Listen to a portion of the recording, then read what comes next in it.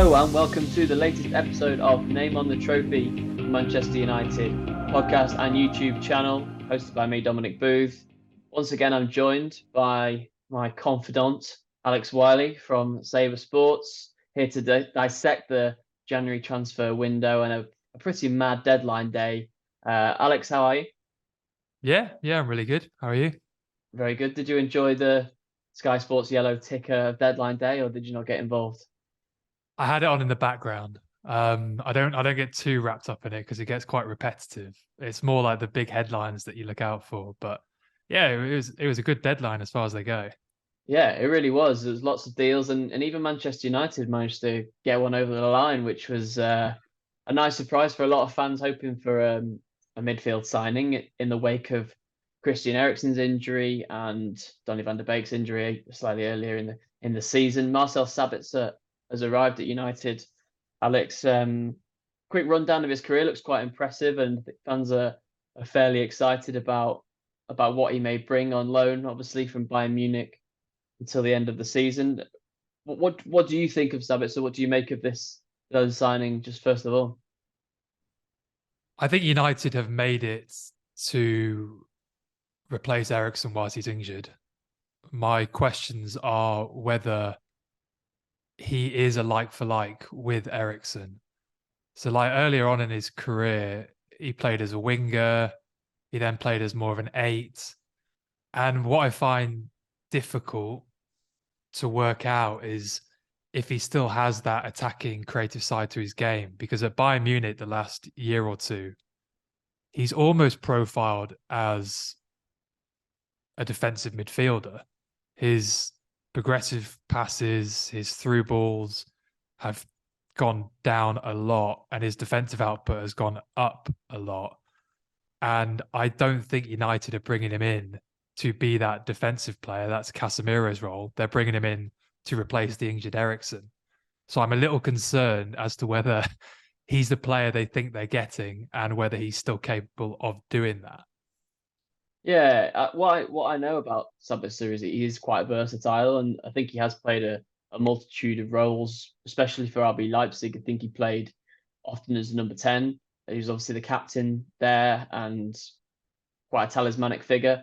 And he also can play as a box to box number 8, which is, like you say, the position United are signing for him for. First of all, did United need to make this signing? I know that fans always want a signing, and there's a massively positive reaction on social media and everywhere else to the signing. And people, I was at Old Trafford for the Nottingham Forest game, the second leg, and loads of people at the stadium were talking about it in a positive way. But did United really need to sign Sabitzer on loan? Erik Ten Hag would suggest yes, but I've got the name Fred just keeps on coming to my mind, and he's actually playing very well at the moment. That's exactly what I was going to say. It's a question as to whether Fred or McTominay can take over from where Eriksen's left off. I've said my thoughts on McTominay previously in the past. I don't think he's good enough to be at a club at United. I don't think he's even good enough to be a squad player, to be brutally honest. Fred, I do think is good enough to be at United. It's just whether what he brings to the table is what Eriksen brought to the table. And I don't think he does in terms of his passing. He's a strange one, Fred, because he doesn't quite fit into either of the roles that we want in centre midfielder. He's not quite a defensive midfielder like Casemiro, and he isn't that sort of ball progressor like Eriksen. He's a bit of like a jack of all trades, really. He's decent in possession. He gets around a lot. He breaks up play, but I wouldn't say he reads play particularly well. So I think the case for bringing in Sabitzer is a valid one because I just don't think Fred quite has that ability in possession that United are banking on Sabitzer having. As to whether he actually has that himself, as I said before, is up for debate. I suppose it is a question of depth more than anything else in Ten Hag's mind, and you don't want to just be relying on Casemiro, Fred, and Bruno Fernandes, and then very little else apart from that. I know that McTominay is injured for a while, and he is coming back. He'll come back a lot sooner than Eriksen, But I think that Ten Hag sees McTominay pretty much solely as the deputy in Casemiro's position, and he doesn't really see him anywhere else.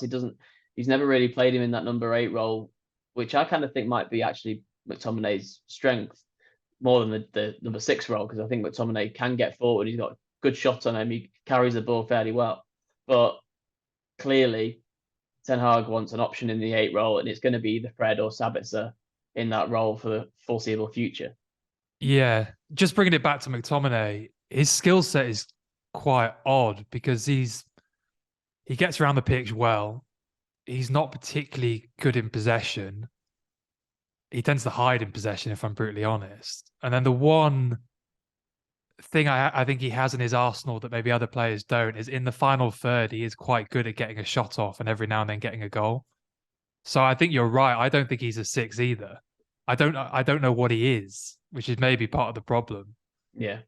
I just think his ability in possession isn't good enough for a top side, if I'm honest. Is Sabitzer's then, because you say that he's not quite the ball player that Eriksen is, but he's got a pretty good record in terms of goals and assists. His output is really good. Just from seeing him, he likes to crack off a shot from range, which can join the long list of United players at the moment who like to crack off a long shot. Bruno Fernandes, Marcus Rashford. Yeah, there's a fair few. What else will Sabitzer offer in that position? What is his point of difference, say, from Eriksen or Fred playing there? So when I was talking about the ball progression, it's it's a bit of a weird one because if you look at certain data sources, and this is getting into the nitty gritty of it a little bit, but humor me. That's why you're here. That's why you're here. So if you go on to Scout and you look at his progressive passes, it's actually below average for the Bundesliga. If you look on Opta's data, it's slightly above average, which sounds odd. The reason being that the definitions they're giving for progressive passes are slightly different. So Opta includes passes into the penalty area and any pass that moves possession 10 yards further from the previous 6 passes, which sounds complicated, but basically means they move possession slightly forward. Whilst Scout is, if it's in their own half, it's any pass over 30 meters. If it goes from their half to the other half, it's any pass over 20 meters. And if it's in the other half, it's any pass over 10 meters. So the main difference being really it's pass length. So Scout tend to be harsher on players that progress possession with small passes, short passes, whilst Opta don't care as much. And that's where I think the discrepancy lies, because if you actually look at the Opta data for his passing types, almost all of Sabitzer's passes are short. Like he plays 30 short passes per 90 minutes, which puts him in the 93rd percentile. For long passes, he plays 2, or he completes 2 per 90 minutes, which puts him in the 18th percentile. And that is quite a big difference to Eriksen. I think Eriksen completes 3 times as more long passes and completes 4 times more switches of play. So with Sabitzer, you're not getting those long passes that progress the ball forward. You're getting more quick, short, tidy passes that also move the ball forward, but maybe not quite so quickly. And that's where I'm a little concerned as to whether he will give us what we want. Yeah, but he might give it more than Fred, like you say, with his range of passes. And ultimately, when United were looking at this in the final few days of the window, it was a choice between signing somebody, and that somebody was Sabitzer, or signing nobody, and leaving it to Fred. And they obviously Ten Hag looked at that situation in the summer and thought, I need Eriksen to play in there, and Fred and McTominay to largely be squad players. And that's how it's proven. We thought that Eriksen would probably be a squad player when he arrived, and that he would come in here and there, a bit like Juan Mata did before him. But it turned out that Ten Hag really wanted a player like Eriksen, so he's clearly signed Sabitzer, or the best person available, closest to Eriksen's type, if you see what I mean. And that's what United have landed on. Yeah, I think the initial plan was Frenkie de Jong to fill that role, and perhaps for Eriksen to be the backup to Frenkie de Jong. Yeah. I'm not quite sure about the timeline. I'm not sure as to whether it was more, okay, this De Jong deal's not actually progressing, let's get in Eriksen, or it was always going to be both of them. I And think that's it might left have us been in this both, and position it might now. have been Ericsson to come in and play a bench role, and De Jong to Yeah. play. Then the Casemiro deal, I think, changed United's thinking a little bit, and I think Ten Hag came up with the Casemiro playing behind Ericsson, which is obviously we know it has worked really well for United. Casemiro has done a fantastic job. Mm. Ericsson surpassed expectations, so now it's just about. I don't think Ten Hag wants that quality to drop in terms of what his midfield have done and controlling games. United control games a heck of a lot more this season than they did with Fred and McTominay at the base of their midfield. Everybody can see that, Mm. and it doesn't mean to say Fred doesn't have a role because I think the number of games United have got coming up in various competitions.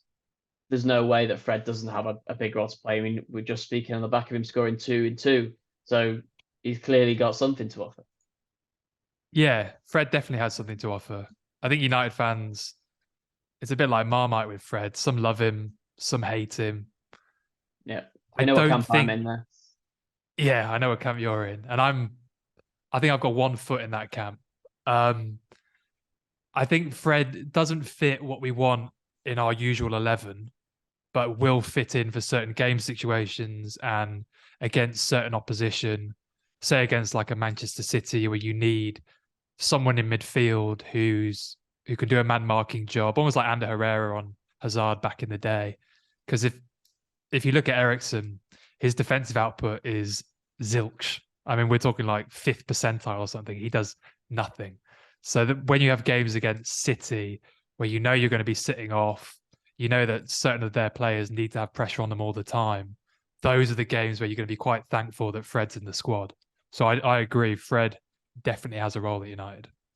Yeah, it'd be interesting to see how much he and Sabitzer play compared to each other over the next few weeks. Obviously, Alex, United's business was pretty small fry compared to some of their rivals in the January window. We obviously Mm. spoke about João Felix and Cody Gakpo earlier in a podcast where we were talking about strikers, forwards United might sign. Neither of them signed for United. Both of them signed for rivals, such as the curse of the name on the trophy podcast. Um, well, both of them have had a slow start in different ways for their club since joining. Obviously, Felix, you probably don't have many stats for Felix because he was sent off after an hour, I think, playing on his Chelsea debut. And Cody Gakpo hasn't scored yet for Liverpool. So far, a very small sample size, United might be feeling happy that they didn't sign either. Yeah, I think you can't really use data when they've played as little football as they have. Like João Felix, I think I said on the very first podcast we had, sometimes he looks terrible and sometimes he looks like a world beater. And his stats from the last year or so are good, but not great. I mean, he keeps possession well. His expected assist numbers are very good. His expected goal numbers are more or less average for La Liga. They're not that impressive. And the deal that Chelsea brought him in on with the money that we're talking about, and they're getting ridiculed now because when he got sent off, that's cost him 2 million or something, and in wages that he's well, not wages in loan fees that he's not even going to be available for. I think going into that was a bad deal. The Gakpo one, I'm not writing off just yet. I like Gakpo. I still like Gakpo. I'm not sure quite how he fits in at Liverpool, but he's still quite young. He's got a long way to improve. I think that deal will come good in the same way that I think Darwin Nunez will eventually come good. These are just teething problems. Yeah, Liverpool seem to be having their own problems, don't they? And it's made it quite hard for the Gakpo to settle in. Felix, on the other hand, I don't know how anyone at Chelsea will be able to settle in at the moment because they seem to have signed every single footballer on the planet. Uh, I don't even begin to sort of assess their situation. I mean, in terms of how you compare it to United and how it relates to United, Chelsea are 10 points off United at the moment. Don't look like they're going to get involved in the top four race unless something remarkable happens. And you know what, it could. With all those players' clicks, they're clearly good. Is there anyone you want to pick out? Is there any of these deals that you think smacks of desperation? Any that smack of complete strokes of genius? Or are we even going to discuss the word amortization and financial fair play in this podcast? I'll talk about the players Yeah, let's talk about the first, players. because there's so many to go through. It's such a hodgepodge of like what's good and what's bad. So I think the Enzo Fernandez deal they've overpaid for, Yeah. but I also think that in his position and what he gives and his age group, he's probably the best, one of the best players in the world. I really do rate him, and I think he'll be very good for them. I just think they've overpaid for him. Mudryk is one that I have the biggest question marks over. His data profile was good. We had him as a wonder kid on our app, which is like the seal of approval. But I wouldn't have paid £100 million on him, or is it 70 million plus installments? Yeah. That's the one I'm the most concerned about. I know the game isn't played on spreadsheets. People say when they watch him, you see a certain special quality to him, and I can see what they're talking about. So I'm happy to be wrong on that one. I can see how I could be wrong on that one. But I mean, where do we start? There's what, another 5-6 signings. I can't, like, are there any that you want to talk about? And then I can come back on that. I'm interested in Noni Madueke because of his background in academy in the UK. I think he was at Spurs and Palace, I think, as a youngster, and then went off to the PSV's B side and then into the PSV Eindhoven first team and has done quite well. England under 21, player that you would have thought people like United might have been in the frame for, and I think that United were actually when Madueke was about 18, I think, or maybe 16, 17. United were in the mix for him, trying to sign him to their academy, and he went to PSV to play football. So I'm interested in him, but it's whether he gets any games. Like, I just can't see him starting ahead of Chelsea's other wingers. Yeah, is he? They haven't loaned him back out, have they? Is he No, in the squad? yeah, I thought they were going to loan him out, but he's with them. Whether they can register him, certainly in the Champions League, I think they're going to have problems registering some of these players because I think you can It's quite. only register 3 new ones. Yeah, there's if they're under a certain age, you can register as many as you want. That's true. He probably is homegrown Madueke, he and is under homegrown. 21. Yeah. So they might be okay in that. Yeah, Madueke is yet another English player who's gone into Europe, started getting first team game time and has benefited from it hugely. And I think you are definitely seeing it, players going to the Bundesliga, Marcus Edwards at Sporting Lisbon. There's players at Juventus, all over Europe now. They're starting to spread out, which was not the case 10, 15 years ago. And the reason they're doing it is because they're getting game time. They're playing for good clubs. They're getting professional minutes under their belt. And that's allowing them to take their skill level to the next level. And Madueke is a prime example of that, as is Jadon Sancho at United. Yeah, they come back with their reputations enhanced, really, don't they? Because they've got that swell of experience behind them and they're not just coming raw out of an academy. I sort of think it's a little bit of a shame that it has to happen, and because the clubs are stockpiling so many signings now, and Chelsea are a prime example in this last window. They've signed so many players. I mean, I can't pronounce Kearney Chakwema. Is that how you say his name? I mean, is he going to get games at Chelsea? I'm a big fan of him. Whenever I've seen him, he looks absolutely fantastic. He's only 19, but is he going to have to go somewhere other than Chelsea to play football? And is that the best Is that the best thing? Probably. The Premier League now, and maybe this, I can slowly start bringing it to amortization. The Premier League has so much money in it right now and are bringing in so many quality players, not just the top sides, like every side in the Premier League is bringing in really good players, that for a youth player, you have to be outstanding, phenomenal. Phil Foden struggled to get into the City team for a while. You have to be the best of the best to get in. And I think the only way for certain players to break through is for their clubs to be active at getting them loaned out, or for them to just bite the bullet and go into Europe and play for a team, for one of the European teams, because the Premier League is just full to the brim. It's red I hot feel right sorry. now, I isn't feel it? sorry for them because England's producing a lot of really good young English players. You can see it with the national team, and I think it's good that the Premier League is as good as it is because those that do get in there, whether that be straight from the academy or maybe going into Europe and then coming back, they are going to be the best of the best, and that's partly why the English team is so good. You know, Yeah.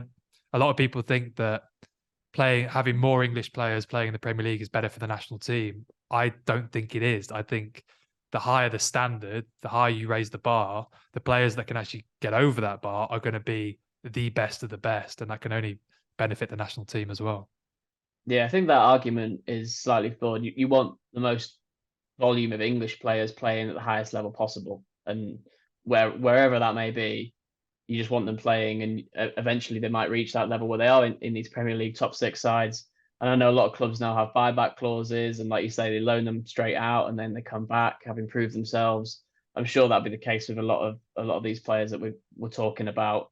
Um, the spending in the Premier League has been mad. I mean, I know it's a result of the TV deals, and the Premier League seems to be outgrowing its other rivals across Europe when it comes to those broadcast deals, both the UK ones and the international ones. The Premier League is simply more marketable than any of its other league rivals, and that's resulted, Alex, in teams like Bournemouth spending the way they have, and Newcastle. Obviously, we know about their takeover, but it's been crazy. I think someone tweeted out the other day that I think of the top 35 deals that were done in the January window in terms of value, I think only two or three were not done by Premier League sides.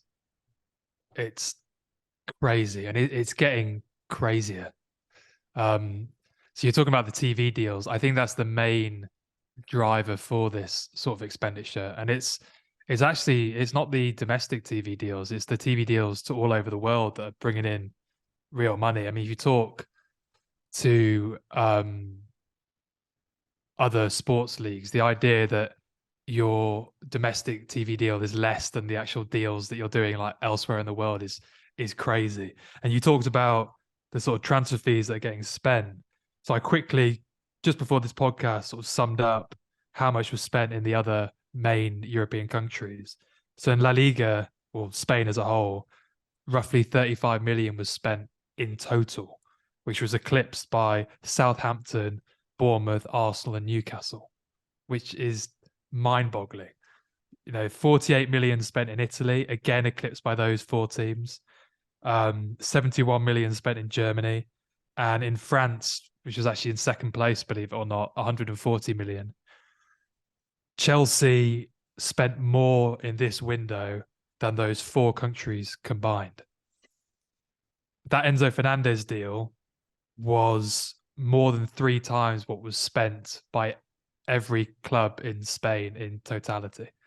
It's when you actually really break it down and you compare it to what else is going on in football, it's mental. And it's even mental when you compare it to outside of football, because obviously football has its own bubble, and where these sort of amounts seem normal, but you can take it outside of that, and it seems even more crazy. What fans, and probably what a lot of United fans are asking, especially where Chelsea are concerned, we bring it back to them, is whether they can be punished for their spending, whether they've gone too far, or whether this is a policy that's going to pay off. Obviously, Todd Bowley, a fairly new owner there at Stamford Bridge, he knows what he wants to do. Whether he knows what he's doing is different. He knows that he wants to bring in a load of players and throw a huge amount of money at it to get Chelsea up to the top. But is this going to come back and bite him? Is the question that a lot of fans are asking. Yeah, look, Chelsea will have a lot of legal and financial advisors who will be keeping everything in check. So I don't have access to their balance sheets. I don't know if what they're bringing in revenue is enough to cover these deals. I assume it is. Bringing it back to the amortization chat that we've alluded to a few times. The reason Chelsea are giving these players huge 7, 8, 9 year deals is to spread the cost over those 7, 8, or 9 years. So you're talking about Enzo Fernandez. I think he's signing an 8.5 year deal. You actually can put that entire transfer fee across 8 or 9 years on the balance sheet, which per year reduces it quite a lot. And that's what Chelsea are banking on. They're banking on these long deals with the best young players, hoping that either the players are going to be brilliant, and if they're brilliant, they're on decent wages, I think. And they've actually lowered the wage bill. And if it doesn't work out, that they'll be able to sell them on and they won't be stuck with these players like the next 8 or so years. Because let's be honest, out of all these signings they've made, some of them are going to fail. And then these failed players are going to be on huge contracts. But I think Chelsea are thinking, well, look, he's 21, 22, 23. We can just move him on, take a loss on that one, and still be winning trophies and not doing too badly financially. That's the idea behind it. And to bring it back to the amortization, that's almost a loophole in the FFP rules that is in the process of being closed. And I think that is partly why Chelsea and a lot of other clubs in the Premier League have front run with their expenditure. I think that is part of the reason this January has been as crazy as it is because the football clubs want to get these That's it deals done now. before that loophole's closed. Yeah, they've Yeah. acted now before it's too late. And one club that haven't acted now in that regard financially is obviously Manchester United, and probably should bring it back to them. And United doing 3 loans for Jack Butland, Wout Weghorst, and Marcel Sabitzer. It seems like it's just a whole other world from what these other clubs are doing, and United fans can rightly feel frustrated about that. I look at it in a way that United didn't actually need to sign a load of players. They've spent so much money over the past few years trying to get these players in, players who should be approaching their peak. People like Jadon Sancho, who's an enormous signing, Anthony, young players on big deals. And if they kept doing it, well, there was no chance they were going to keep doing it because of the Glazers' impending sale of the club. But fans nowadays just are so thirsty for transfer news and so hungry for the next signing and the next signing. That's why we even saw excitement about the Weghorst deal, for example, from United fans. If United had done that this window, it could have upset the apple cart for Ten Hag. It could have put the finances out of kilter for the takeover to come in. I think that's the reason why we haven't seen United do it. It could happen in the summer if that loophole is still open and a new owner comes in. It'll be really interesting if it does. It's kind of just been a frustrating one for United fans, hasn't it, with the finances the way they are. It has, but I think it's bittersweet because it's a symptom of the fact that the Glazers want to sell and don't want to spend any more money. And I am happy to have a window of just loan deals if it means in a couple months the Glazers have sold to someone who actually wants the club to win football games and will probably want to spend quite heavily in their first window in the job. So look, I can take a bad month if it means that the summer is going to be fantastic. I have no problem with that. That's the way No, I'm looking at it. and you got to look at winning games on the pitch and continuing the improvement and development under Eric Ten Hag, and that is worth far more than signing players. Signing players doesn't guarantee you success, does it? It's United have won so many games since the World Cup break. Only dropping points in two, and just the continuation of what Ten Hag is doing is just so exciting for fans. And like you say, the impending takeover is the real excitement that fans want to see. So I suppose United can't really complain too much. No, the team's clearly in the right direction. We're through to a cup final. I think certain sections of fans almost find transfers more entertaining than the actual football games.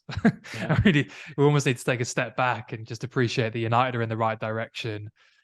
If that sale goes through and it's sold to the right person, it's going to be good times at United. So, like I said before, I'm more than happy to have a slightly underwhelming month if the football results are still good, and we also get in a cup final in it. I really don't mind. I think the top Google search term on the day United played Forest in the second leg, recording this on the Thursday, the top Google search term around United was Sabitzer squad number. And that maybe reflects what fans actually want to read about. They want to read about the new signing, Crazy. what shirt he's got. But United won a game 2-0 and got into a domestic cup final for the first time in 6 years on that same day. But hey ho. If there's Yeah. if there's one January signing, United or otherwise, Alex, that you could pick out as one that you are really impressed with and that you think people should keep an eye on, who would you say? Ooh. So I have a list, as I Oh, do on every podcast. you've got a list of wonder kids, I believe. You can hit us with them first, and then maybe go on to the answering my question after. Well, what I'll do is I'll talk about the number one as a way of answering your question, because I guess that's two birds in one stone. So with the app, the Sabr Sports Pro app, we assign a wonder kid status for players that do certain things on the pitch at 22 years or younger. And there've been quite a few wonder kids have moved this window that I think it'd be quite interesting to talk about. Certainly that we can look back on in like 6 months time and go, we told you, but whatever. Yep. So one signing that I'm really interested in, and I don't necessarily think he'll hit the ground immediately running because of the situation he's going into, but Dango Ouattara at Bournemouth, the right winger, 20 years old, was fantastic in Ligue 1, has a Sabr score of 81, potential score of 87, surprisingly good in the air, inverted winger, dribbler, and takes free kicks. He's the kind of signing that if United made, I'd be pretty intrigued by it. The fact that Bournemouth have been able to make it really intrigues me, and I'm really excited to see how he does in the Premier League at a struggling side. I'm interested to see how quickly he can make that adjustment.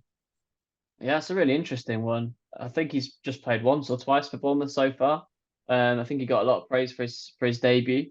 But Bournemouth could have I mean, they missed out, didn't they, on is it Nicola Jackson on deadline day? So they could have had a really exciting attack to line up for the rest of the season. I think you still think they have got a very exciting attack, don't you?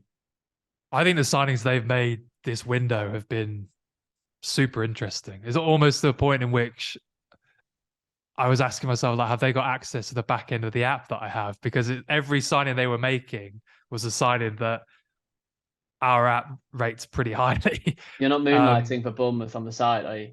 No, I'm not. I'm not. They're obviously just doing similar things in their recruitment team. Look, Bournemouth right now, you could argue are favourites to go down or one of the favourites to go down. And they've made quite a few signings who are quite young, who might need time to bed into the team. So I'm not saying, oh yeah, Bournemouth are definitely going to stay up. But if you look at their signings, so they've got Ilya Zabarny, centre back, 20 years old, Ukrainian international, Sabr scores 77, potential 85.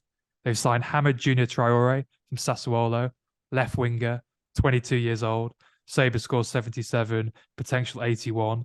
These are all players that come under the Wonder Kid moniker that I talked about before. They nearly signed Jackson, who is another Wonder Kid, and they signed I don't want to pronounce it incorrectly, Semenyo at Yep. Bristol, Bristol who City. just falls short of the Wonder Kid title. I think his potential is 79. So another interesting one. And it's weird because it's almost like their recruitment's done like a 180 or something, because they weren't doing these kind of moves in the summer, and now they're splashing more money than La Liga on these wonder kids. And look, they could still get relegated, but if worse comes to worse, then they've got these young players that they can sell on if they do get relegated and still probably make quite a tidy bit of money. So yeah, I want to watch more Bournemouth games. And who was your top pick? Who was your top pick out of them? That Ouattara, the guy I mentioned at the start. Yeah. Okay. Yeah. Well, we'll clip that up, put it out, and then when he's scored a load of goals in a few months' time, we can both feel very smug about ourselves. Or Oh when he's a yeah, failure. there is the alternative, but so far our hit rate's not been bad. I mean, we talk about this curse of the name of the trophy podcast. Maybe it's not a curse. Maybe maybe we're actually giving these clubs advice, or maybe we're just ahead of the curve. It remains to be seen. It's not. Look, they're not. United aren't going to sign everybody, are they? So no, and I think what we're doing with our stats recommendations will be fairly similar to what all the well-run clubs will be doing. So it's not too surprising that the players that we're talking about are then getting picked up. But you're right. I mean, the name of the trophy, Curse Malo Gusto, you can add to that as well, who was our Yeah. number one right back choice for United. I said at the time he won't expect to start for an elite club yet, but in 1 or 2 years will be one of the best right backs in the world. Chelsea have snapped him up. They've loaned him back to Lyon for 6 months. He's going to come in at the summer, and then he's got Reece James to compete with, who we have as the best right back in the world. So Chelsea are going to be dangerous. Yeah, Chelsea have snapped him up. Seems like a good line to finish this podcast with. So pretty much everyone that we've spoken about Chelsea have snapped up. All roads lead to the summer, though. It's going to be an interesting summer window, especially for United with a potential takeover and a few more funds to flex their financial muscles with, and some big signings to be made, which we'll obviously talk about in the future, Alex. But that's pretty much all for today. Thanks as always for your illuminating contributions. You almost said that sarcastically, but Yeah, yeah, no, thanks for sorry. having Yeah, me. I was gonna say it normally, but I thought it would be funnier to sound sarcastic. Yeah, you can listen to Name on the Trophy on Spotify, Apple, or wherever you get your podcasts. We'd also really appreciate a review and a like as well. Name on the Trophy is also now on TikTok. That's what I've been spending my morning partially doing, getting the kids on side. And you can also follow Alex's platform, Sabr Sports, on Twitter, TikTok, and Instagram. Uh, Twitter, yeah, I don't really use Twitter as much. I think TikTok's probably the best one. It's It's been the lighting easiest up, one to hasn't put it, this stuff. week? It's the Frankie. We clipped up the Frankie De Jong post, well, the talk from last week, and I think it's got like 50,000 views or something. TikTok's great. Yeah, Don't knock it. keep watching and liking. Yeah, that's what we want to slice that pie. Right, that's pretty much all for today. Thanks for watching, thanks for listening, and we'll be back with another one of these Name on the Trophy podcasts very soon. Cheers.